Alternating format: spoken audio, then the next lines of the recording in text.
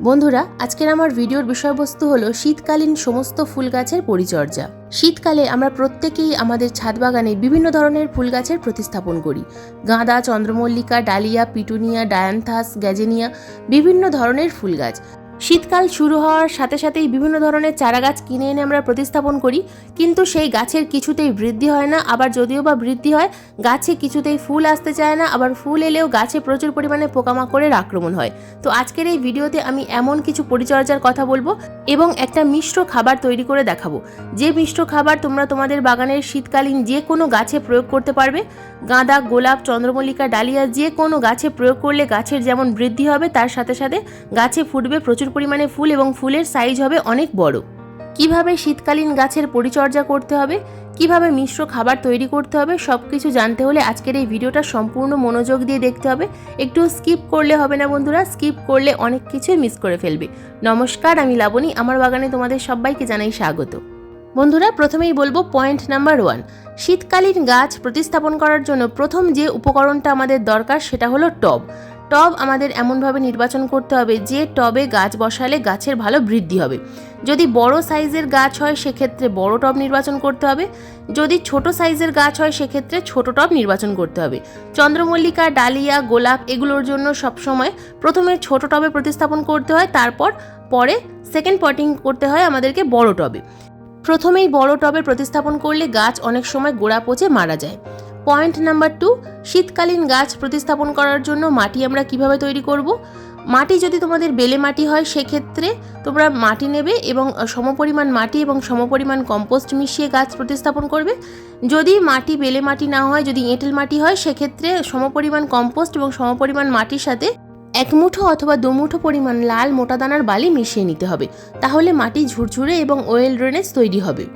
Point number 3, শীতকালীন চারা প্রতিস্থাপন করার পর 2 থেকে 3 দিনের জন্য ছায়া জায়গায় রাখতে হবে। গাছ যখন সুস্থ হয়ে যাবে তখন গাছকে ফুল সানলাইটের মধ্যে রাখতে হবে। শীতকালীন যে কোনো চারা ফুল সানলাইটের মধ্যে না রাখলে গাছের কিন্তু ভালো বৃদ্ধি হয় না। তবে এর মধ্যে কিছু কিছু গাছ আছে যে গাছগুলো ছায়া জায়গায় থাকতে ভালোবাসে, একটু শেডের মধ্যে গাছ ভালো হয়, যেমন ইমপ্রেশন গাছ। তাছাড়া যে কোনো গাছ কিন্তু ফুল সানলাইটের মধ্যে রাখতে হবে। ফুল সানলাইটের মধ্যে থাকলে তবেই কিন্তু এই গাছের ভালো বৃদ্ধি হবে। তাছাড়া গাছে প্রচুর পরিমাণে পোকামাকড়ের আক্রমণ হবে, গাছের গোড়া পচে যাবে, গাছে প্রচুর পরিমাণে ফাঙ্গাসের আক্রমণ হবে। তাই সব সময় চেষ্টা করবে শীতকালীন গাছকে ফুল সানলাইটে রাখার। যদি তোমরা ব্যালকনিতে গাছ করো তাহলে যেখানে সারা দিন রোদ্দুর থাকে সেই রকম জায়গা নির্বাচন করতে হবে শীতকালীন গাছের জন্য। পয়েন্ট নাম্বার 4, জল আমরা কতটা পরিমাণ দেব এবং কখন দেব। টবের মাটি যখন দেখবে এরকম শুকিয়ে গেছে, ঠিক সেই সময় তোমরা গাছে কিন্তু জল প্রয়োগ করবে। অতিরিক্ত জল কখনোই একটা গাছে প্রয়োগ করা যাবে না।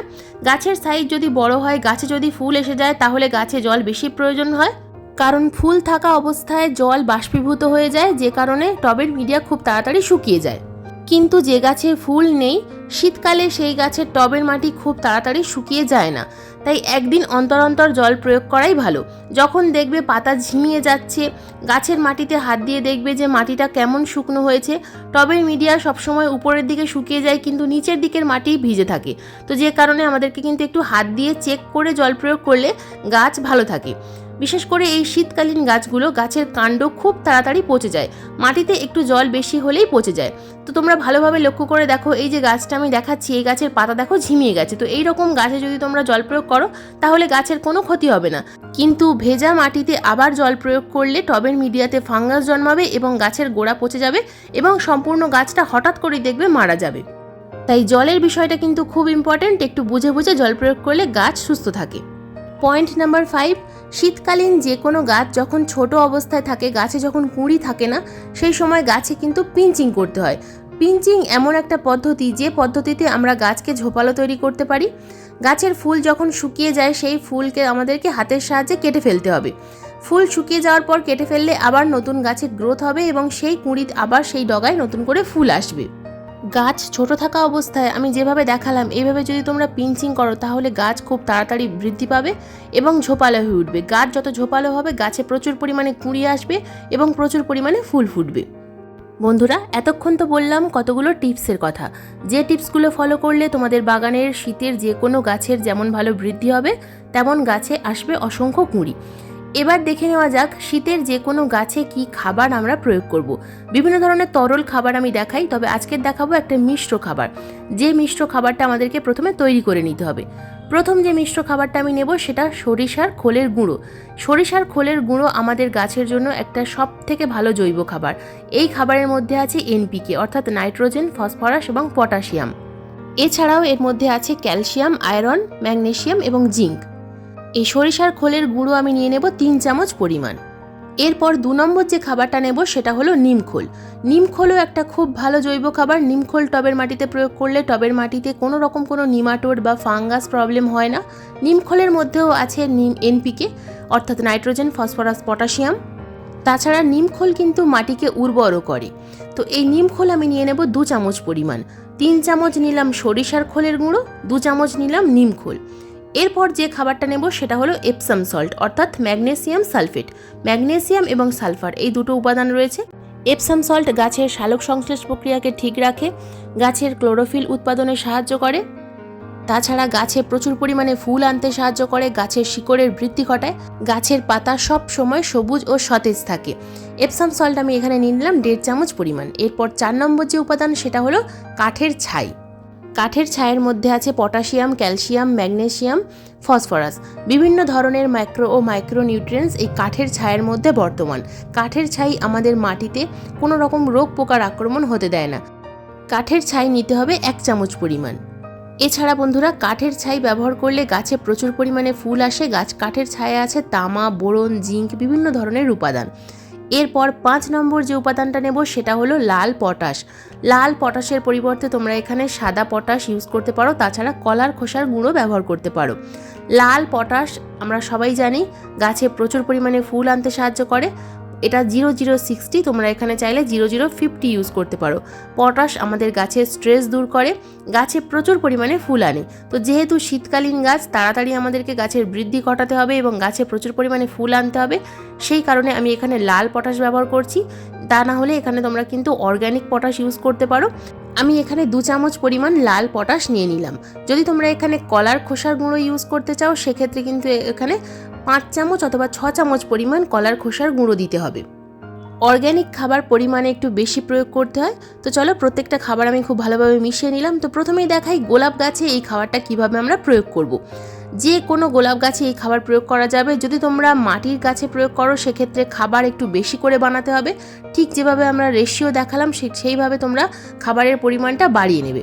তো প্রথমেই টবের মাটি হালকা করে খুশে নিতে হবে। এরপর টবের মিডিয়াতে আমরা প্রয়োগ করব একটা 8 ইঞ্চি টবের মিডিয়াতে প্রয়োগ করব 2 চামচ পরিমাণ খাবার। তো যে খাবারটা আমি ভালোভাবে মিশিয়ে নিয়েছি সেখান থেকে আমি 2 চামচ পরিমাণ নিয়ে নিলাম এবং টবের কিনারা বরাবর ভালোভাবে খাবারটাকে ছড়িয়ে দিতে হবে। এরপর আমি আরও একটা খাবার এখানে দেবো। এই খাবারটা প্রয়োগ করার পর যে মিডিয়াটা আমি উপরে রেখেছিলাম উঁচু করে, সেই মাটিটা আমি খাবারের উপরে ভালোভাবে চাপা দিয়ে দিলাম। এরপর এখানে দিয়ে দেবো আমি কম্পোস্ট। তো কম্পোস্ট হিসাবে আমি এখানে নিচ্ছি 1 বছরের পুরনো গোবর সার। তোমরা চাইলে কিন্তু এখানে ভার্মি কম্পোস্ট বা পাতা পচা সার ইউজ করতে পারো। তো এই খাবারগুলো দেওয়ার পর ভালোভাবে কম্পোস্ট দিয়ে চাপা দিয়ে দিতে হবে। যদি টবের মাটি হালকা ভেজা থাকে সেক্ষেত্রে জল প্রয়োগ করার প্রয়োজন নেই। যদি মাটি শুকনো থাকে তাহলে জল অবশ্যই প্রয়োগ করতে হবে। তবে যখন খাবার প্রয়োগ করবে তখন হালকা মাটিতে ময়েশ্চার থাকলে ভালো হবে। তো এরপর দেখাচ্ছি, দেখো একটা ইমপ্রেশন গাছে খাবার দিচ্ছি। তো এটা একটা ছোট্ট 6 ইঞ্চি ফ্ল্যাট টব, যেগুলো বনসাই টব অথবা চালি টব। তো এক্ষেত্রে আমি এখানে 1 চামচ পরিমাণ খাবার প্রয়োগ করব। টবের মিডিয়াটা ভালোভাবে খুশে নিয়েছি এবং 1 চামচ পরিমাণ খাবার টবের কিনার বরাবর প্রয়োগ করছি। টবের সাইজ অনুযায়ী, গাছের সাইজ অনুযায়ী খাবার প্রয়োগ করতে হবে, তা না হলে কিন্তু গাছের ক্ষতি হবে। তো দেখো আমি কিন্তু এখানে প্রথমে 1 চামচ খাবার দিয়ে দিলাম, তার উপরে দিয়ে দিচ্ছি সামান্য পরিমাণ কম্পোস্ট। তো 1 মুঠো কম্পোস্ট দিয়ে দিলাম, খুব বেশি কম্পোস্ট দেওয়ার প্রয়োজন নেই। টবের মাটি যেহেতু শুকনো ছিল তাই খাবার দেওয়ার পর অবশ্যই জল প্রয়োগ করতে হবে। তো এটা একটা অ্যাস্টার গাছ। দেখো অ্যাস্টার গাছে অলরেডি ক্লোরোফিলের অভাব দেখা দিয়েছিল। তো গাছে আমি কিন্তু বিভিন্ন ধরনের খাবার প্রয়োগ করেছি, গাছে এপসম সল্ট স্প্রেও করেছি। তো আজ আমি এই খাবারটা এই গাছে প্রয়োগ করছি, এর আগেও আমি এই খাবার প্রয়োগ করেছি। তো তাছাড়া বন্ধুরা এই খাবার ব্যতীত আমি আরও একটা মিশ্র খাবার কীভাবে তৈরি করতে হবে সেই ভিডিও আমি দিয়েছিলাম। তো সেটা অনেক দিন আগেই তোমাদেরকে দেখিয়েছিলাম। তো যে খাবার তৈরি করে আমি রেখে দিয়েছিলাম হাড় গুঁড়ো, শিংকুচি, বিভিন্ন ধরনের খাবার মিশিয়ে, তো সেগুলো যেহেতু হাড় গুঁড়ো, শিংকুচি, তাই এখন এই মুহূর্তে কাজ তাড়াতাড়ি করার জন্য আমি হাড় গুঁড়ো, শিংকুচি দিলাম না, কারণ হাড় গুঁড়ো, শিংকুচি দিলে ডিকম্পোজ হতে অনেকটা সময় লাগে। তো দেখো বন্ধুরা, এখানে একটা ছোট্ট গাছ দেখাচ্ছি, ছোট্ট ভারবেনা গাছ। তো এখানে আমি 1 চামচ পরিমাণ খাবার প্রয়োগ করছি। গাছের সাইজ অনুযায়ী গাছে খাবার প্রয়োগ করতে হবে, প্রথমেই বলেছি। তো এখানে যেহেতু ছোট গাছ তাই 1 চামচ খাবার দিলাম। খাবার প্রয়োগ করার পর দিয়ে দিলাম ভরপুর মাত্রায় জল। যেহেতু টবের মিডিয়া শুকনো ছিল তাই খাবার প্রয়োগ করার পর জল দিয়ে দিলাম। তো বন্ধুরা, এইভাবে তোমরা গাছে খাবার প্রয়োগ করো। গাছে সময় মতো প্রতি সপ্তাহে ফাঙ্গিসাইড এবং পেস্টিসাইড এই দুটো প্রয়োগ করতে ভুলো না। ফাঙ্গিসাইড এবং পেস্টিসাইড প্রয়োগ না করলে গাছে প্রচুর পরিমাণে কিন্তু পোকামাকড়ের আক্রমণ হবে। ছোট গাছে যদি একবার ফাঙ্গাস বা পোকামাকড়ের আক্রমণ হয়ে যায় তাহলে গাছকে সুস্থ করতে করতে গাছে ফুল আসতে অনেকটা সময় লেগে যাবে। তো বাগানে যদি তোমাদের জমিতে এই ধরনের বিভিন্ন গাছ থাকে, ফুলের গাছ, তো বাগানের গাছে 1 মুঠো অথবা 2 মুঠো করে খাবার প্রয়োগ করতে হবে। যদি বড় সাইজের গাছ হয় সেক্ষেত্রে 3 থেকে 4 মুঠো পরিমাণ খাবার প্রয়োগ করতে হবে। আর ছোট টবের গাছে কিভাবে খাবার প্রয়োগ করতে হবে সেটা তো আমি দেখিয়েই দিলাম তোমাদেরকে। এই খাবার প্রয়োগ করার পর বিভিন্ন ধরনের তরল খাবার গাছে প্রয়োগ করা আমি দেখাই বিভিন্ন ভিডিওতে। আমার চ্যানেলে প্রচুর ভিডিও আছে, সেই ভিডিওগুলো দেখে তোমরা তরল খাবার গাছে প্রয়োগ করবে। এই মিশ্র খাবার প্রয়োগ করার ঠিক 5 দিন পর তরল খাবার প্রয়োগ করতে হবে এবং এই মিশ্র খাবার মাসে 2 বার প্রয়োগ করতে হবে, 15 দিন অন্তর অন্তর। ছোট গাছে যতদিন পর্যন্ত কুঁড়ি না আসছে ততদিন পর্যন্ত কিন্তু তোমরা সরিষার খোল পচা জল পাতলা করে প্রয়োগ করবে। সরিষার খোল পচা জল গাছে প্রয়োগ করলে গাছের বৃদ্ধি খুব তাড়াতাড়ি হয়। তো বন্ধুরা, এই ছিল আজকের আমার শীতকালীন সমস্ত ফুল গাছের পরিচর্যার ভিডিও। আজকের এই ভিডিওটা তোমাদের কেমন লাগলো অবশ্যই কমেন্ট করে জানাবে। ভিডিও সংক্রান্ত যদি কোনো রকম কোনো প্রশ্ন থাকে কমেন্ট বক্সে কমেন্ট করবে, আমি যথাযথ উত্তর দেওয়ার চেষ্টা করব। আজকের এই ভিডিওটা যদি ভালো লেগে থাকে তো প্লিজ একটা লাইক করো, শেয়ার করো, হাইপ করো।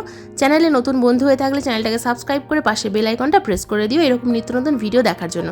আজকের এই ভিডিওটা সম্পূর্ণ মনোযোগ দিয়ে দেখার জন্য তোমাদের সবাইকে জানাই অসংখ্য অসংখ্য ধন্যবাদ।